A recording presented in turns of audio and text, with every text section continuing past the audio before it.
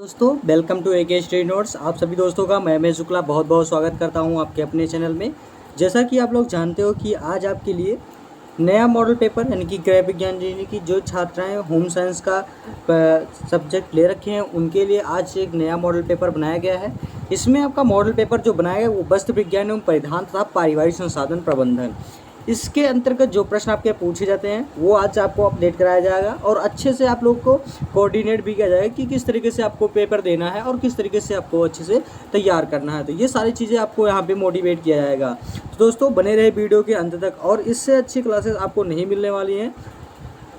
और बात करेंगे दोस्तों आपके सबसे अहम बात ये होगी, आज आपकी चर्चा करेंगे आपके सब्जेक्ट के यानी कि आपके विषय के ऊपर कि इसमें क्वेश्चन कैसे अपडेट कराया जाएगा, कैसे क्वेश्चन आपके पेपर में पूछे जाएंगे। तो ये सारी चीज़ें आपको इस आज के जो आपका मॉडल पेपर है इसका चर्चा का विषय रहेगा।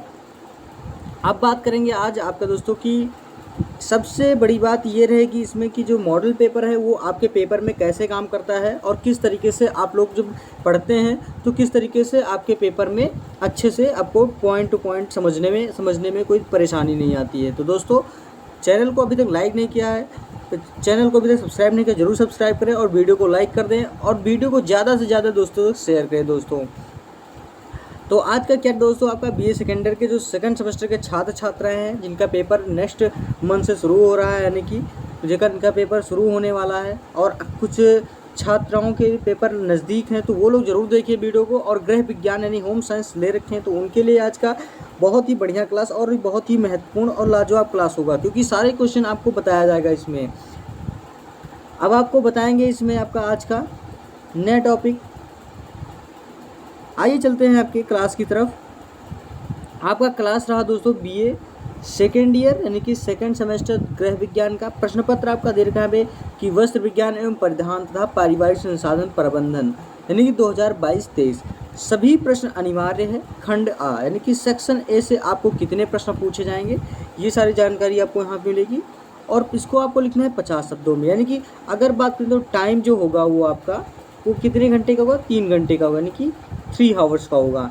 पहला क्वेश्चन यानी कि खंड A का पहला का फर्स्ट क्वेश्चन दे रखा है कि कृत्रिम तंतुओं के नाम बताएं कि कृत्रिम तंतुओं के नाम कौन कौन से हैं, आइए आपको बताएंगे। आंसर में लिखेंगे पहला आपका आता है दोस्तों रेयान, दूसरा आपका आता है नायलॉन, तीसरा आपका आता है ओरलॉन, चौथा आता है डेक्रॉन और पांचवा आपका आता है एक्रिलॉन, छठा आपका आता है फाइबर ग्लास और फिर सातवां आपका आता है इसी में टेरिलिन और आठवां आता है डायलेन यानी कि डायनेल, नौवां आता है क्रिस्लॉन, 10वां आपका आता है जेफ्रॉन और 11वां आता है आपका यानी कि डरबन, 12वां यानी कि सारण और 13 आता है बेरल। यानी कि ये कृत्रिम जो तंतु हैं उसके बारे में यहाँ पे आपको बताया। यानी कि 13-14 जो आपको मैंने बताया है ये आपके जो तंतु हैं उसके बारे में मैंने आपको यहाँ पे क्लियर किया है। दूसरा क्वेश्चन आपका आता है इसमें दोस्तों कि फाइब्रिन एवं सेरिसिन क्या है। बहुत ही अच्छा और बहुत ही लाजवाब क्वेश्चन आपको बनाया गया है आज का। तो दोस्तों इस तरीके से आप ज़रूर देखिए और आज का चर्चा का विषय ये है कि कितने क्वेश्चन आप लोग अच्छे से हल कर ले जाते हैं और कितने आपको समझ में आता है। तो फाइब्रिन एवं सेरिसिन क्या है, बहुत ही बढ़िया है क्वेश्चन है ये आपका। और ये अगर क्वेश्चन आगे देखा जाए तो इस तरीके से मैंने आपको पहला क्वेश्चन फिर फाइब्रिन एवं सेरिसिन के बारे में बताएंगे कि यानी कि फाइब्रिन एवं सेरिसिन क्या है। तो फाइब्रिन के बारे में थोड़ा बताते हैं कि फाइब्रिन होता क्या है। यानी कि कोकून यानी फाइब्रिन में लिखेंगे आप कि कोकून से जो रेशा खींच निकाला जाता है उसे हम क्या कहते हैं, फाइब्रिन कहते हैं। यानी कि जो कोकून से जो रेशा हम निकालते हैं उसे हम फाइब्रिन कहते हैं। यह दोहरे धागे के रूप में होता है। किसने, ये दोहरे धागे के रूप में होता है। उसके बाद में फिर जो आपस में गोंदयुक्त यानी पदार्थ सेरिसिन से जुड़ा रहता है तो यही हमारा फाइब्रिन होता है। और सेरिसिन क्या होता है दोस्तों, यह गोंद जैसे पदार्थ होता है। कैसे होता है, यह गोंद जैसे पदार्थ होता है जो रेशम के कीड़े के मुंह से निकलता है और उससे दोहरा धागा आपस में सटा रहता है। यानी कि क्या होता है, उससे दोहरा धागा जो है वो क्या होता है, आपस में सटा होता है। यही हमारा सेरिसिन है। क्या है, सेरिसिन। तो फाइब्रिन और सेरिसिन का मतलब आप लोग को समझ में आया होगा दोस्तों आपको। और मैंने आपको पहला और दूसरा क्वेश्चन आपको क्लियर किया है। पहले में तो आपको जो तंतु हैं यानी rayon, nylon, orlon, dacron, acrilan, fibre glass, terylene, टाइनेल, क्रिस्टल, जेफ्रॉन, डार्बन, उसके बाद में फिर सारड, उसके बाद में फिर आपको होता है सारड, फिर बेरल। तो ये सारे आपके तंतु हो गए, यानी कि कृत्रिम तंतु हो गए। फाइब्रिन और सेरिसिन के बारे में बताया। फिर तीसरा आपका ड्राफ्टिंग, यानी कि ड्राफ्टिंग का महत्व को समझाइए। ड्राफ्टिंग का मतलब क्या होता है, इसका महत्व क्या होता है, उसके बारे में हम आपको बताएंगे। आप लोग आंसर में लिखेंगे इसका कि ड्राफ्टिंग का महत्व निम्नलिखित है। पहला, ड्राफ्टिंग पढ़ाने में पैटर्न बनाना आसान हो जाता है। पहले में क्या लिखेंगे दोस्तों, आपका क्या आएगा, आपका पहले में आपका आएगा कि ड्राफ्टिंग बनाने से पैटर्न बनाना आसान हो जाता है। और दूसरा फिर आप लिखेंगे इसमें कि ड्राफ्टिंग बनाते समय शरीर का नाप, सिलाई, कटाई हेतु स्थान आदि का ध्यान रखा जाता है, जिससे परिधान की फिटिंग सही आती है। फिर तीसरा आपका आता है इसमें दोस्तों कि यदि किसी प्रकार की गलती होती है तो उसे ड्राफ्टिंग करते समय सुधारा जा सकता है। फिर चौथा आपका आता है इसमें दोस्तों कि यदि किसी प्रकार की गलती होती है तो उसे ड्राफ्टिंग करते समय सुधारा जा सकता है। तो यह ड्राफ्टिंग का महत्व होता है। तो ये आपको तीसरा क्वेश्चन मैंने आपको क्लियर किया कि ड्राफ्टिंग का महत्व क्या क्या है। फिर आपका नेक्स्ट क्वेश्चन कि विभिन्न प्रकार के रेयान का नाम बताइए, यानी कि विभिन्न प्रकार के जो रेयान हैं उनके नाम लिखिए। तो आप लोग आंसर में लिखिए कि विभिन्न निम्नलिखित से आपको लिखना होगा कि रेयान के नाम निम्नलिखित रूप से मिलते हैं। पहला तो आपका आता है इसमें दोस्तों कि नाइट्रोसेल्यूलोज रेयान, यानी कि पहला क्या आता है, नाइट्रोसेल्यूलोज रेयान। फिर दूसरा आपका आता है इसमें कि विस्कस रेयान। फिर तीसरा आता है कुप्रा अमोनियम रेयान। और चौथा आपका आता है क्या, एसीटेट सेल्यूलोज। यानी कि ये 4 रेयान आपके जो हैं ये इसके क्या हैं, विभिन्न प्रकार हैं इसके, यानी कि रेयान के ये निम्नलिखित 4 प्रकार के होते हैं। फिर आपका आता है पांचवा में आपका आता है दोस्तों वाटिका, यानी कि वाटिका क्या है। वाटिका के बारे में आपको बताएंगे कि वाटिका होता क्या है।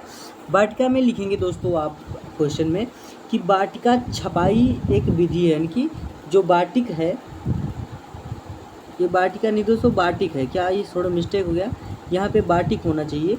यानी कि वाटिक क्या है, बहुत ही बड़ा क्वेश्चन है कि वाटिक क्या है। वाटिक के बारे में लिखेंगे कि वाटिक छपाई की एक विधि है। जो वाटिक शब्द यानी कि इंडोनेशिया का शब्द जिसका अर्थ होता है बूंद या टपकना। क्या होता है दोस्तों, बूंद या टपकना। किसी भी डिजाइन को बनाते समय यानी कि किसी भी डिजाइन को बनाते समय किसी द्रव पदार्थ की सहायता लेकर बनाया जाता है। अधिकतर मोम का प्रयोग किया जाता है। इसमें वस्त्रों पर पहले नमूना उतार लिया जाता है और जिन स्थानों पर रंग न चढ़ाना हो उन पर यानी कि पैराफिन मोम लगा दिया जाता है। कौन सा मोम लगा है दोस्तों, ये इंपॉर्टेंट है, पैराफिन यानी कि पैराफिन मोम लगा दिया जाता है। उसके बाद में फिर आपका हो जाता है कि फिर वस्तु को ठंडे रंग में डुबोया जाता है। जिन स्थानों पर मोम नहीं लगा होता है वे स्थान रंग का अवशोषण कर लेते हैं। तो यही हमारा क्या होता है दोस्तों, वाटिक होता है। अब आपको मूल्यांकन के प्रकार यानी कि मूल्यांकन के क्या प्रकार हैं, आइए आपको हम बताते हैं। अब आपको दोस्तों बताएंगे कि मूल्यांकन का प्रकार क्या होता है। मूल्यांकन के प्रकार में आपको लिखना है कि मूल्यांकन 2 प्रकार के होते हैं। मूल्यांकन कितने प्रकार के होते हैं दोस्तों, मूल्यांकन जो है वो मुख्य रूप से 2 प्रकार के होते हैं। कौन कौन से होते हैं, पहला तो लिखेंगे इसमें आप कि सर्वोपरि मूल्यांकन। पहला आप लिखेंगे क्या दोस्तों, पहले आप लिखेंगे सर्वोपरि मूल्यांकन। इसमें लिखेंगे इसके अंतर्गत कार्य की सरसरी और तौर पर मूल्यांकन किया जाता है। फिर दूसरा आपका है सविस्तार मूल्यांकन। कौन सा होता है दूसरा आपका आता है दोस्तों कि सविस्तार मूल्यांकन। इसमें लिखेंगे कि इसमें स्थित का अधिक गहराई से अध्ययन किया जाता है, यानी कि इसमें स्थित का अधिक गहराई से अध्ययन किया जाता है। और पहले में आपका आता है जो सर्वोपरि मूल्यांकन था, इसके अंतर्गत कार्य का सरसरी तौर पर मूल्यांकन किया जाता है। यानी कि जो हमारा मूल्यांकन है वो मुख्य रूप से 2 प्रकार का होता है। पहला तो सर्वोपरि मूल्यांकन होता है और दूसरा आपका होता है यानी कि सविस्तार मूल्यांकन। तो ये आपका मूल्यांकन हो गया। बटीक मैंने आपको समझा ही दिया। फिर विभिन्न प्रकार के रेयान के नाम, जो रेयान के प्रकार हैं उसके बारे में बता दिया। ड्राफ्टिंग भी आपको बता दिया, फाइब्रिन भी बता दिया, और सेरिसिन क्या है। तो ये सारी चीज़ें मैंने आपको यहाँ पे बता ही दिया है। तो जो भी आपको लोग को नहीं समझ में आ रहा है वो ज़रूर पूछें हमसे, मैं आपको पूर्ण रूप से बताऊंगा। और लोग कमेंट बॉक्स में ज़रूर कमेंट करिए कि कौन सा क्वेश्चन आपको नहीं समझ में आया, उसका सॉल्यूशन मैं आपको अपडेट करा दूंगा। और अच्छे से आप लोग पढ़ते रहिए दोस्तों।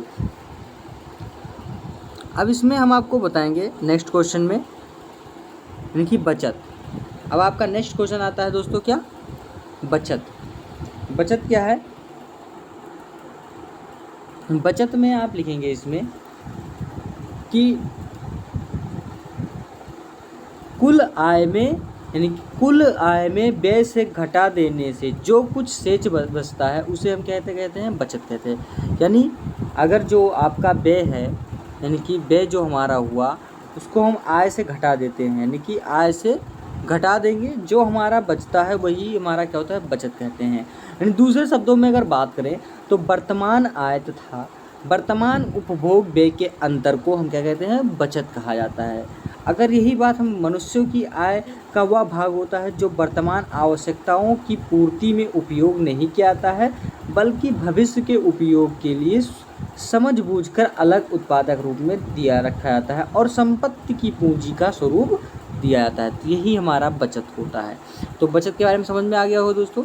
यानी कि जो हमारा आय होगा, यानी कि आय और जैसे आय जो हमारा यानी कि जो हम लोग कमाते हैं और जो खर्च करते हैं, उसके बाद में इसको जो दोनों घटाने के बाद में, यानी कि उसको में जिसने में से आपको खर्च करते हो और जो हमारा आय है उसको मिला के आप लोग माइनस करेंगे, वही हमारा क्या होता है, बचत होता है। फिर आपका नेक्स्ट क्वेश्चन आता है, तो कार्बोनाइजिंग क्या है। बहुत ही बढ़िया क्वेश्चन ये भी है कि कार्बोनाइजिंग होता क्या है। अब कार्बोनाइजिंग के बारे में आपको लिखना है कि कार्बोनाइजिंग होता क्या है। इसमें आंसर में लिखेंगे दोस्तों आप कि ऊनी रेशों में अशुद्धि द्वारा, यानी कि ऊनी रेशों में अशुद्धि दूर करने की प्रक्रिया ही हमारी कार्बोनाइजिंग कहलाती है। और इन ऊनी रेशों को तेजाब के घोल से धोया जाता है। यानी किससे धोया जाता है, तेजाब के घोल से धोया जाता है। यानी कि जो हमारा ऊनी रेशे से, जो ऊनी रेशे की जो हमारी अशुद्धि होती है वो कार्बोनाइजिंग, उसी अशुद्धि को दूर करने की जो प्रक्रिया हमारी है वो कार्बोनाइजिंग कहलाती है। और जो ऊनी रेशों को तेजाब से हमें क्या होता है, घोलों को धोया जाता है। फिर आपका आता है नेक्स्ट क्वेश्चन क्या है कि ब्लीचिंग क्या है। यानी कि ब्लीचिंग से आप क्या तात्पर्य है। इसमें आंसर में आप लिखेंगे कि ब्लीचिंग का मतलब क्या होता है कि वस्त्रों को उनके प्राकृतिक यानी मटमैल रंग व बुनाई करते समय लगे ग्रीस व चिकनाई के दाग के धब्बे से मुक्त करने के लिए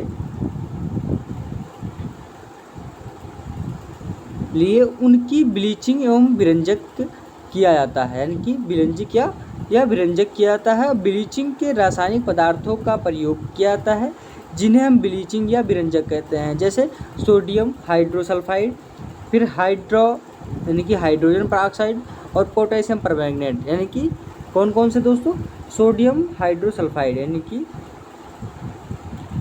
पोटेशियम, यानी कि सोडियम हाइड्रोसल्फाइड। तो ये आपका सोडियम हाइड्रोसल्फाइड, और तीसरा आपका हाइड्रोजन पेरोक्साइड, और फिर पोटेशियम परमैंगनेट, जैसे हम कहते हैं लाल दवा KMnO4। तो ये आपका ब्लीचिंग से आपको ब्लीचिंग के अंतर्गत आपके पाया जाता है। फिर आपका दोस्तों आता है नेक्स्ट क्वेश्चन 10वां कि मिश्रित वस्त्र को समझाइए। यानी कि मिश्रित वस्त्र होता क्या है। इसमें आप लिखेंगे दोस्तों कि भिन्न भिन्न रेशों को मिलाकर एक नए किस्म का निर्माण किया जाता है। ये रेशे अत्यंत ही मजबूत, टिकाऊ, सुंदर, मुलायम और आरामदायक होते हैं। भिन्न भिन्न रेशों को मिलाकर जब वस्त्र का निर्माण किया जाता है तो इस प्रकार के मिश्रित वस्त्र कहलाते हैं। यानी इस प्रकार के रेशे को हम, यानी कि वस्त्र को, यानी इस प्रकार के वस्त्र को हम क्या कहते हैं, मिश्रित वस्त्र कहते हैं। इस प्रकार के वस्त्र में दोनों रेशों के सम्मिलित यानी कि सम्मिश्रित गुण समाहित हो जाते हैं। जैसे आपका आता है टेरिकॉट। कौन कौन से आते हैं दोस्तों, टेरिकॉट, टेरीबूल और कार्ड्स बूल आदि। ये हमारे मिश्रित वस्त्र के अंतर्गत पाए जाते हैं। पहला कौन सा आता है, टेरिकाट। आप टेरिकाट पहनते हो, टेरिकाट कपड़े। फिर आपका आता है टेरी वूल और कार्ड्स वूल। तो ये हमारे मिश्रित वस्त्र हो जाते हैं। यानी कि मिश्रित वस्त्र, आपको अगर मिश्रित वस्त्र का क्वेश्चन पूछा जाता है तो ये आप लोग को इस तरीके से कुछ लिखना पड़ेगा। यानी कि किस तरीके से लिखना पड़ेगा, यानी कि आपको भिन्न भिन्न रेशों को मिलाकर एक नए किस्म का रेशों का निर्माण किया जाता है। ये रेशे अत्यंत ही मजबूत, टिकाऊ, सुंदर और मुलायम और आरामदायक होते हैं। और जब अगर हम बात करें तो भिन्न भिन्न रेशों को मिलाकर जब वस्त्र का निर्माण करते हैं तो कुछ इस प्रकार हमारा मिश्रित वस्त्र पर यानी कि मिश्रित वस्त्र उत्पन्न होता है। इस प्रकार के वस्त्र में दोनों रेशों के शामिल गुण को समाहित किया जाता है। तो इससे हमारा टेरिकॉट और टेरी वूल और कार्ड्स वूल आदि जैसे कपड़े मिश्रित, जो हमारे मिश्रित वस्त्र हैं वो मिल जाते हैं। तो ये आपका क्वेश्चन है कि सेक्शन यानी खंड बा आ से जितने भी क्वेश्चन थे, आपको 10 क्वेश्चन थे, ये मैंने आपको बताया। तो दोस्तों खंड आ से मैंने बताया, आपका आएगा नेक्स्ट सेक्शन में खंड बा में आपको सारी चीज़ बताएंगे। तो दोस्तों अभी तक वीडियो को आप लोग लाइक नहीं किया, जरूर लाइक करें और चैनल को सब्सक्राइब करते रहिए और ज़्यादा से ज़्यादा वीडियो को शेयर करिए दोस्तों। अब इसमें आपका खंड बा आ गया, यानी कि सभी प्रश्न के अनिवार्य हैं। प्रत्येक प्रश्न का आंसर आपको 200 शब्दों में लिखना है। दूसरा आपका आता है क्वेश्चन कि कपास की विशेषताएं बताइए। बहुत ही बढ़िया क्वेश्चन है दोस्तों आज का, कि कपास की विशेषताएं बताइए, यानी कि कपास होता क्या है। कपास में थोड़ा बहुत हम आपको ज़रूर बताएंगे कि अब आपका दूसरा आता है कपास की विशेषताएं बताइए। कपास की विशेषताएं निम्न रूप से होती हैं। इसमें आपको लिखना होगा दोस्तों, पहला आता है संगठन। पहला क्या आता है, संगठन। कपास का तंतु मुख्यतः सेलुलोज रेशों का बना होता है, जिसमें 82 से 90% का तक जलांश तथा 5 से 8% प्राकृतिक अशुद्धियाँ होती हैं। दूसरा आपका आता है रचना व रूप, यानी कि आपका दूसरा हेडिंग है अणुविच्छेद तंत्र द्वारा देखने से प्रतीत होता है कि कपास का तंतु चपटा बल खाए फीते के समान होता है। जब यह कच्चा होता है तो बनावट से नली के समान होता है और नली में रस भरा रहता है। जब यह पक जाता है तो उसका रस सूख जाता है और नली नष्ट हो जाती है। उसका फिर तीसरा है लंबाई और व्यास, यानी कि साधारण लंबे कोयों वाली कपास की जो व्यास है वो अधिक सुंदर होती है। तंतु के व्यास में 12 से 20 माइक्रोन की विभिन्नता पाई जाती है। किसमें से 12 से 20 माइक्रोन की विभिन्नता पाई जाती है। फिर रंग आपका आता है इसमें कि समस्त प्राकृतिक तंतुओं में कपास का तंतु सर्वाधिक सफ़ेद रंग का होता है, और किंतु कच्ची कपास में नाइट्रोजन आदि के तत्व होने के कारण इसका रंग भूरापन के लिए होता है। तो ब्लीचिंग आदि करने में इसकी सफ़ेदी अत्यधिक बढ़ जाती है।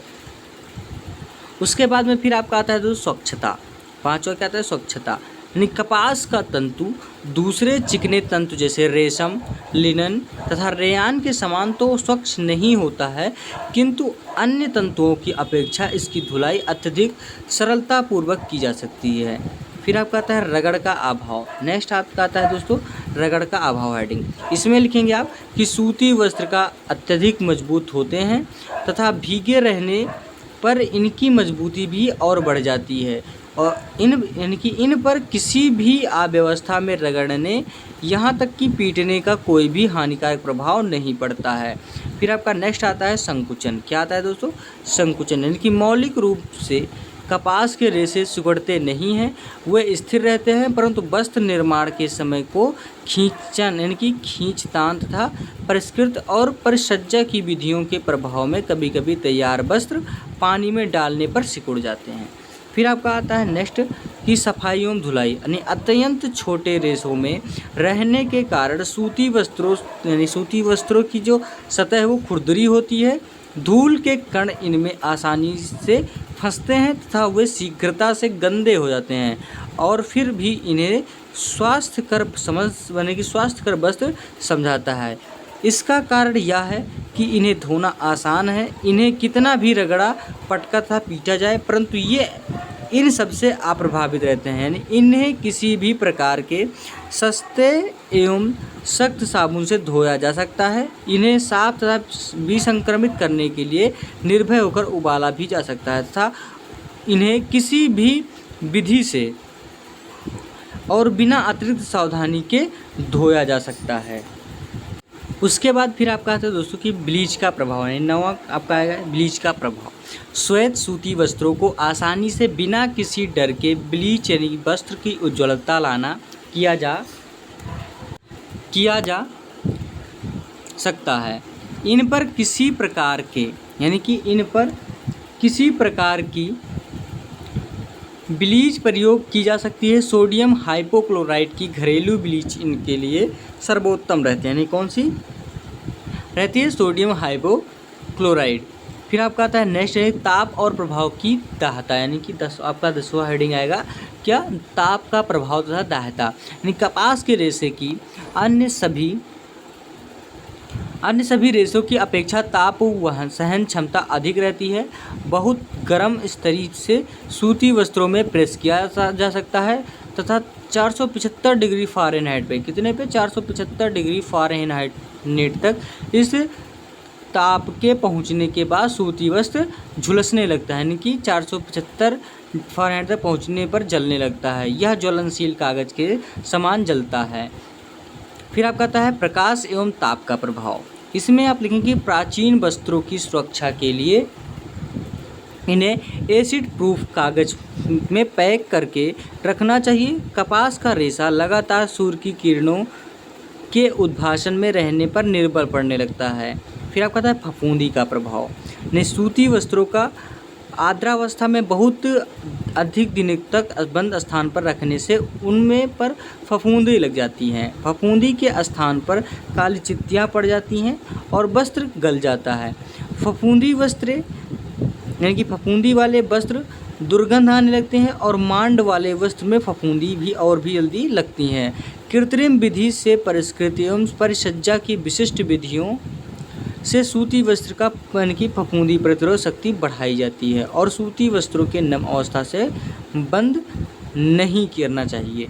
फिर आपका आता है दोस्तों यानी कि अपघर्षण प्रतिरोधकता, यानी कि लगातार रगड़ के स्थान पर वस्त्र घिस जाता है तथा कच्चा हो जाता है। फिर आपका नेक्स्ट आता है पसीने का प्रभाव, यानी कि वस्त्र पे पसीने का प्रभाव।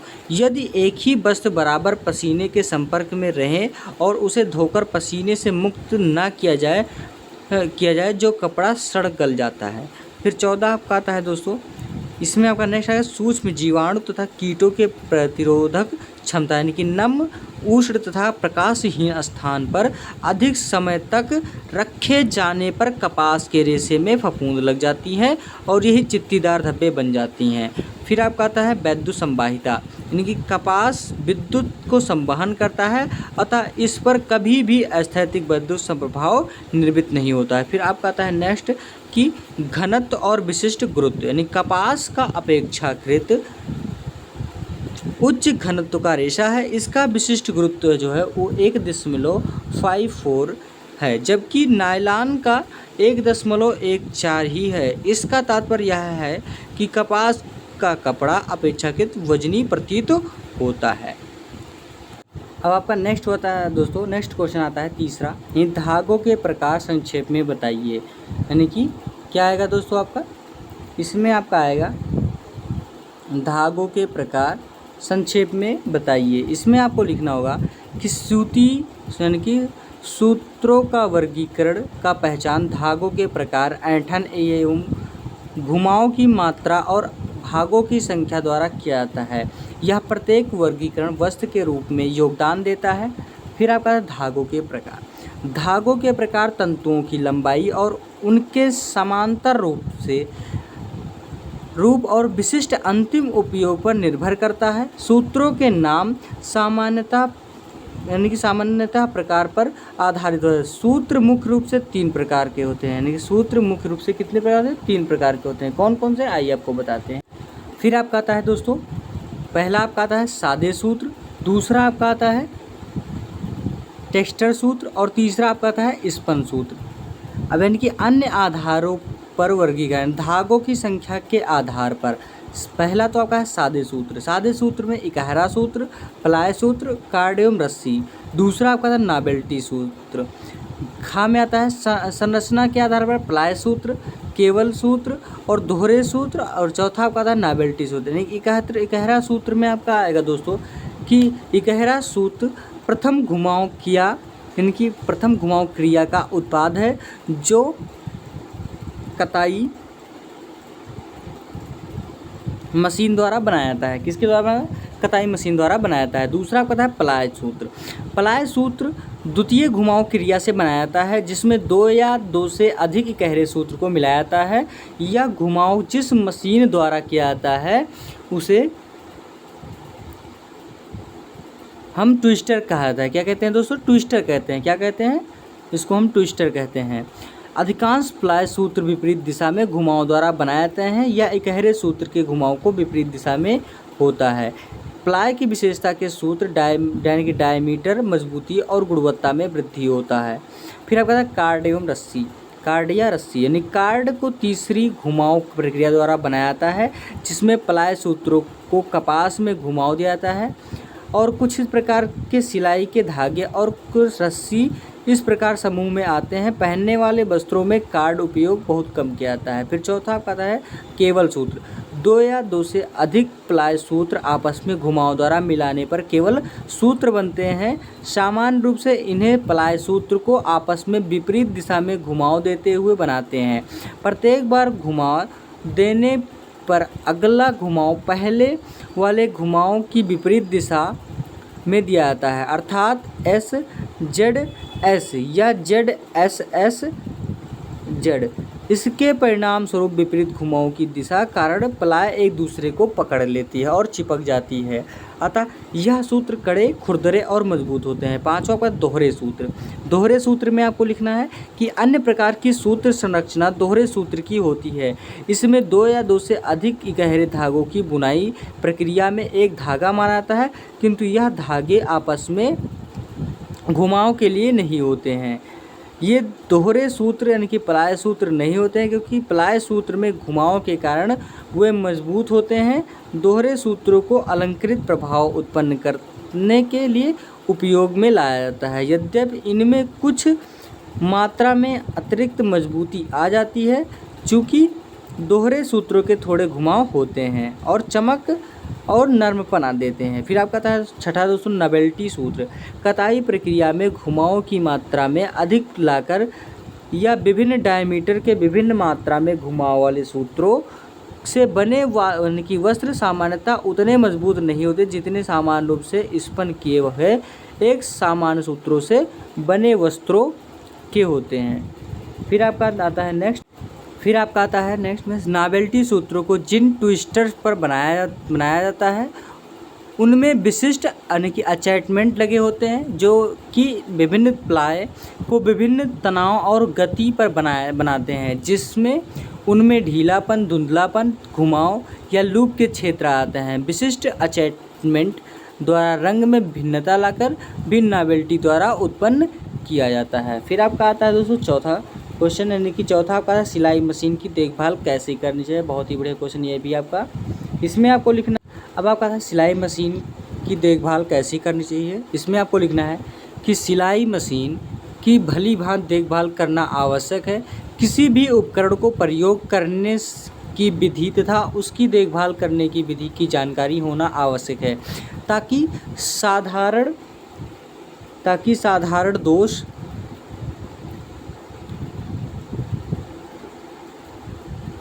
उत्पन्न होने पर गृहिणी उस स्वयं ठीक कर सके। यानी कि मशीन में कोई भी दोष होगा तो उसकी यानी कि सिलाई व बखिया ठीक नहीं होगी। इसमें मिला हुआ कपड़ा भी देखने में भद्दा लगेगा। यानी उचित देखभाल करने व अधिक दिनों तक काम करती रहेंगे। सिलाई मशीन की देखभाल निम्न अनुसार करनी चाहिए। पहला तो आपका होगा दोस्तों इसमें पहला आपका हो जाएगा कि मशीन को सदैव ढककर सुरक्षित स्थान पर रखें, उस पर धूल व गर्दा ना पड़ने पाए। दूसरा आपका आता है कि मशीन को बरसाती हवा तथा धूप में बचा कर रखें अन्यथा इसमें जंग लग सकता है। तीसरा आपका आता है दोस्तों कि सिलाई करने के बाद उसमें तेल डालकर रखें तथा सिलाई करने से पूर्व उसे कपड़े से अच्छी तरह पोंछकर साफ करें।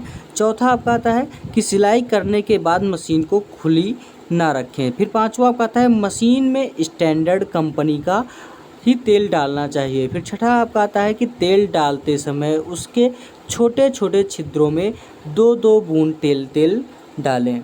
इन छिद्रों द्वारा मशीन के प्रत्येक पुर्जों में तेल पहुंच जाएगा।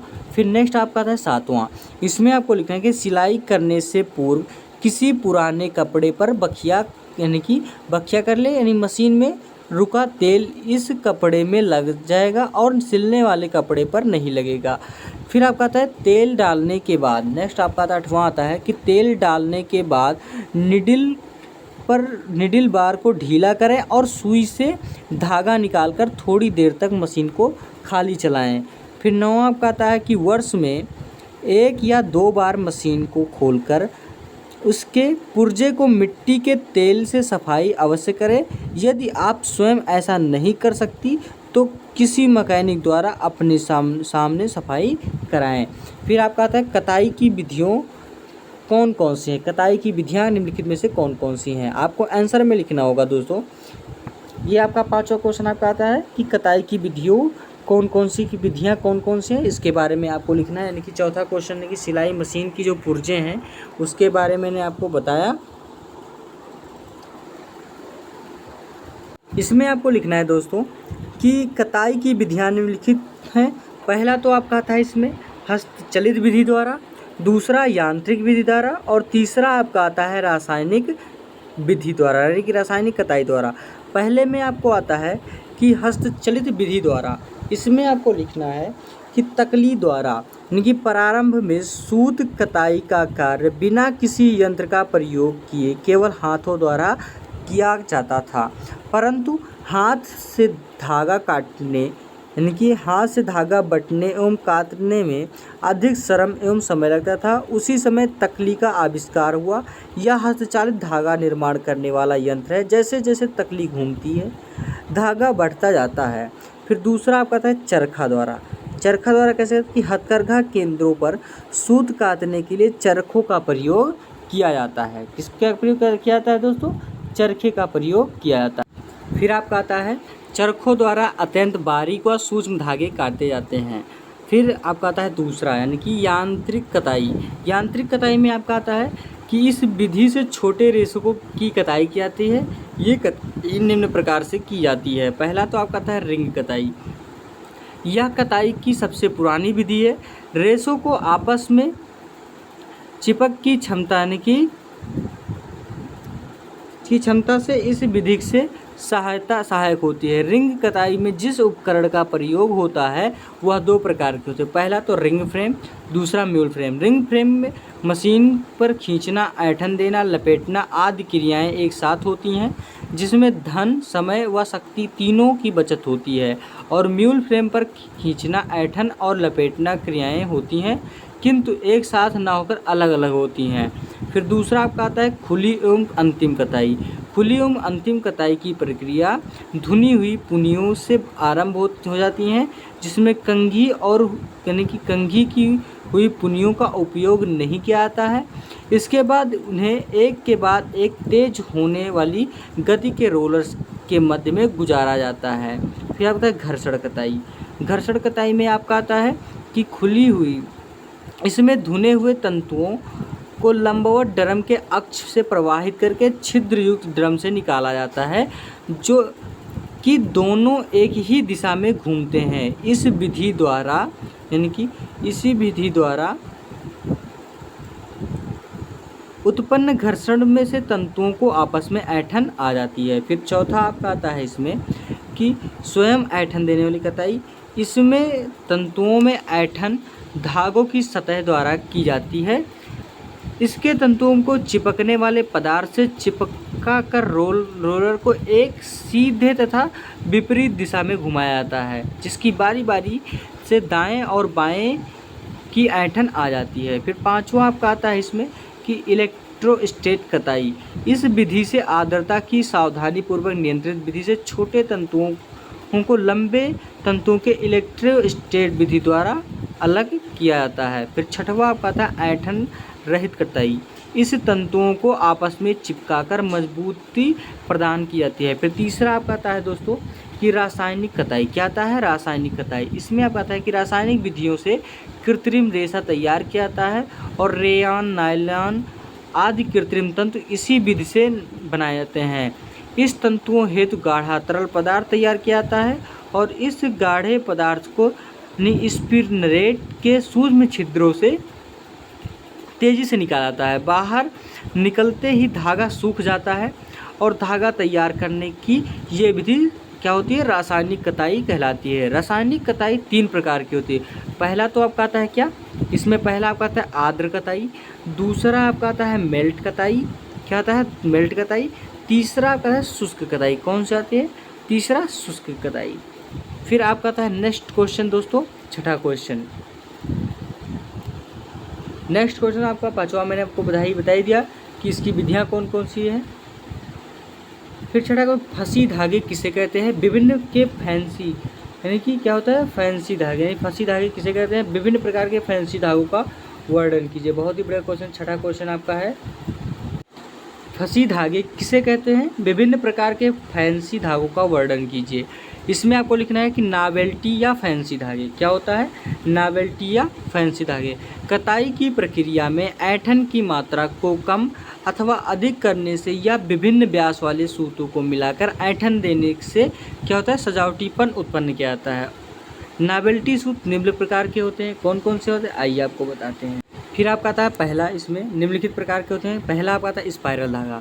स्पाइरल धागे में आपका आता है कि इस प्रकार के धागों में एक बिना ऐंठन वाले धागे अत्यधिक बटे हुए थे, नहीं ऐंठन दिए हुए धागे का इतना कसकर लपेट जाता है कि निचला यानी कि बिना बटा हुआ धागा दिखाई ही नहीं देता और ऊपर की ओर ऐंठनदार धागा ही दिखाई देता है। जब वह ऊपर वाला ऐंठनदार धागा घिस जाता है तब वस्त्र कमज़ोर पड़ जाता है। फिर आपका आता है रेटिन धागा। दूसरा क्या आता है दोस्तों? दूसरा आपका आता है रेटिन धागा। रेटिन धागा किसे कहते हैं? ये धागे स्पाइरल धागे की ही रूपांतरित रूप हैं। इनकी बटाई स्पाइरल धागे की भांति होती है। अंतर केवल इतना है कि इसकी बटाई में कुछ स्थानों में फंदे छोड़ देते हैं जिससे तीसरे धागे के यथास्थापन बांध दिया जाता है और जब ये फंदे खिसकर फैल जाते हैं तब इनका आकार एवं संरचना बिगड़ जाती है। क्या होती है दोस्तों? बिगड़ जाती है। उसके बाद में फिर आपका आता है नेक्स्ट, तीसरा आपका आता है फ्लैग धागा। फ्लैग धागा किसे कहते हैं? वह धागा यानी कि यह धागा स्लब धागे के समान होता है। इसमें कम बटे या बिना कटे हुए धागे के रूप में बटा यानी कि बटा हुआ होता है,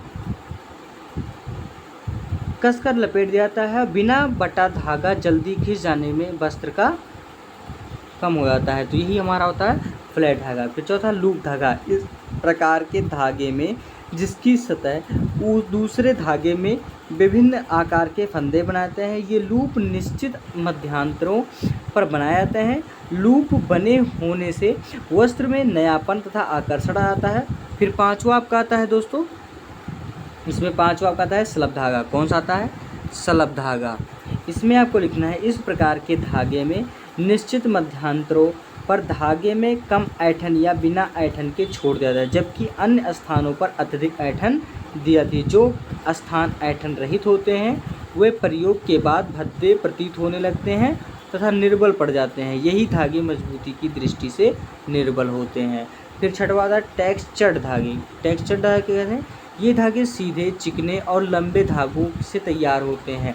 टेक्सचर्ड धागे स्ट्रेच धागों का ही रूपांतरण तथा सुधरा हुआ रूप है।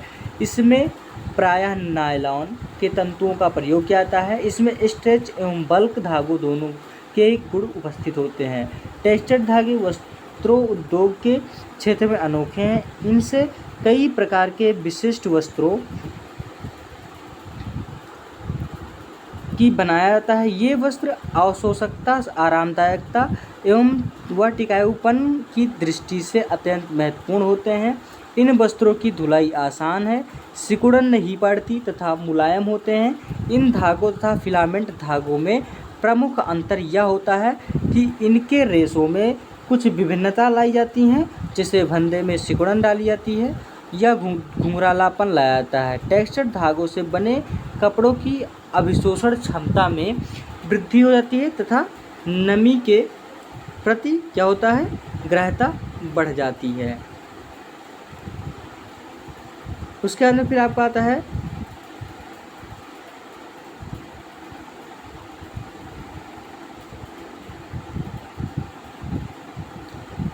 उसके बाद में फिर आपका आता है सातवां। क्या आता है सातवें में, गांठ वाला धागा। क्या आता है, गांठ वाला, नॉट यार्न। इस धागे के निर्माण में ऐंठन वाले 2 सूत्रों का प्रयोग किया जाता है। ये विभिन्न रंग के होते हैं। इनमें से एक सूत आधारीय यानी कि एक सूत आधारीय कार्य करता है, जबकि दूसरा सूत पहले वाले के ऊपर गांठें लगाने का कार्य करता है। सूत में ये गांठें निश्चित मध्यांतरों पर दिखाई देती है। इनमें विभिन्न रंगों का प्रयोग करके विभिन्नता लाए जाते हैं। फिर आठवां आपका आता है दोस्तों, इसमें आठवां आएगा ग्रेंडल धागा। कौन सा होता है, ग्रेंडल धागा। इस प्रकार के धागे को बनाने में 2 या 2 से अधिक रंग के धागों का आपस में बंट दिया जाता है। यह धागा ग्रेंडल धागा कहलाता है। इससे वस्त्र की सुंदरता बढ़ जाती है। इनमें 2 या 2 से अधिक रंगों के धागों को एक साथ ऐंठन दी जाती है। फिर 9वां आपका आता है स्ट्रेच धागा। क्या होता है, सबसे बढ़िया धागा होता है इसमें स्ट्रेच धागा। स्ट्रेच धागे कृत्रिम विधि से बनाए जाते हैं। फैलने या ये धागे फैल जाते हैं तथा छोड़ देने पर पुनः अपनी पूर्वावस्था में आ जाते हैं। इस प्रकार के धागों का रूप, आकार एवं निश्चित तापक्रम पर आधारित कर लिया जाता है। इसी से या इन्हें ताप सुनम्य धागे भी कहते हैं। क्या कहते हैं, ताप सुनम्य धागे भी कहा जाता है। इसमें निर्धारित तापक्रम इन धागों के वस्त्रों को धोने, सुखाने, फैलाने पर कोई हानिकारक प्रभाव नहीं पड़ता है, जबकि इस ताप से अधिक तापक्रम होने पर वस्त्र अपनी निश्चित आकार को खो देता है। ये वस्त्र निश्चित विधियों को संश्लेषित कर बनाए जाते हैं। ताप सुनम्य स्ट्रेच धागे के बने वस्त्र और अलौकिक गुणों के कारण विशिष्ट होते हैं। पहनने पर शरीर रचना के अनुसार फिट हो जाते हैं तथा उतारते पर उन्हें अपनी पूर्व स्थिति में आ जाते हैं। इनकी फिटिंग बहुत अच्छी रहती है। धोने, सुखाने व लटकाने पर आकार में कोई परिवर्तन नहीं आता है। इस्त्री करने पर भी इन पर कोई आवश्यकता नहीं है। ये वस्त्र अत्यधिक टिकाऊ तथा मजबूत होते हैं। स्ट्रेच धागे से बने वस्त्र का देखरेख एवं संरक्षण काफ़ी आसान है। इनमें आवश्यकता एवं इच्छानुसार यानी कि विभिन्न आकार प्रकार के वस्त्र बनाए जाते हैं। तो इस तरीके से आपका खंडवा का क्वेश्चन मैंने आपको बताया। फिर आपको इसमें हम बताएंगे दोस्तों, इसमें आपका आएगा खंडसा। खंडसा से कितने प्रश्न पूछे जाते हैं, इसमें आपका केवल 2 प्रश्न आपका अनिवार्य है। केवल एक क्वेश्चन आपको 5 शब्दों में लिखना है। 7वां क्वेश्चन आपका आता है रेशो को परखने के लिए किए जाने वाले परीक्षणों को समझाइए। तो ये क्वेश्चन आपका बहुत ही बड़ा होता है। तो इसको मैं आपको पहले की तरह मैं बताऊंगा दोस्तों, इसको मैं अलग से वीडियो बना के आपको डाल दूंगा। इसमें आपको थोड़ा बहुत समझाने के उस वीडियो में प्रयोग करूंगा, क्योंकि ये सारे क्वेश्चन आपको बड़े होते हैं, आपको अच्छे से तभी समझ में आएंगे जब इसको ध्यान से पढ़ेंगे। 8वां का था परिधान के चयन को प्रभावित करने वाले कारकों को विस्तार पूर्वक चर्चा कीजिए। तो ये 8वां क्वेश्चन हो गया आपका। 9वां क्वेश्चन आता है दोस्तों कि वस्त्र निर्माण के सामान्य सिद्धांतों की चर्चा कीजिए। उसके बाद फिर 10वां क्वेश्चन रेयान की निर्माण प्रक्रिया एवं विशेषताओं का वर्णन कीजिए। तो ये 4 क्वेश्चन में से आपको ओनली क्या होता है, 2 क्वेश्चन लिखने होते हैं। ये सारे क्वेश्चन में आपको मैं अपडेट करा दूंगा, क्योंकि ये सारे क्वेश्चन आपके लॉन्ग आंसर में आते हैं, 5 शब्दों में लिखने होते हैं। तो ये आपको थोड़ा समझने में डिस्टर्ब आएगी। तो ये सारे इस वजह से अलग वीडियो में आपको एक क्वेश्चन का बना दिया हूँ। उसमें से आपको जो पढ़ना है पढ़िए, और जो नहीं आपको आ रहा मैं और अलग से वीडियो बना के अलग से वीडियो आपको मैं प्रोवाइड करवाऊँगा। इसी के साथ दोस्तों ये आज का वीडियो बस यहीं तक रहेगा। यानी कि खंड आ, खंड बा और खंड सा, तीनों खंड से मैंने आपको क्वेश्चन के बारे में बताया। कौन से क्वेश्चन कितने में कैसे पूछे जाते हैं ये सारे क्वेश्चन मैंने बताया। कताई की विधियाँ कौन सी है इसमें बताया। फिर फंसी धागे किसे कहते हैं, विभिन्न प्रकार के फैंसी धागों का वर्णन कीजिए। और फिर आपका कपास की विशेषताओं के बारे में बताया। धागों के प्रकार संक्षेप में बताइए। सिलाई मशीन की देखभाल कैसी करनी चाहिए। फिर आपका आता है दोस्तों यानी कि कताई की विधियाँ कौन कौन सी है। तो ये आपके खंड बा से प्रश्न पूछे जाते हैं। खंड आ में आपको 10 क्वेश्चन मैंने बता ही दिया। फिर खंड सा में भी आप क्वेश्चन, ये क्वेश्चन आपके हैं 4 क्वेश्चन। ये चारों क्वेश्चन मैं आपको अब जल्दी ही अपडेट करा दूंगा। इसमें आपके चारों क्वेश्चन जो है बहुत ही महत्वपूर्ण, बहुत ही लाजवाब क्वेश्चन है। इस वजह से आपको ये सारे क्वेश्चन, और ये क्वेश्चन आपके पेपर में बार बार पूछा जाता है, इस वजह से आपको इसमें ये क्वेश्चन अपडेट कराया गया है। तो दोस्तों देखना, वीडियो को देखना ना भूलें, और वीडियो को अभी तक लाइक नहीं किया ज़रूर लाइक करें दोस्तों। चैनल को अभी तक सब्सक्राइब कर दें और ज़्यादा से ज़्यादा वीडियो को शेयर करें। तो दोस्तों अगली वीडियो के साथ ज़रूर उपस्थित होंगे। इसी के साथ अगली वीडियो के साथ ज़रूर उपस्थित होंगे। धन्यवाद दोस्तों, जय हिंद।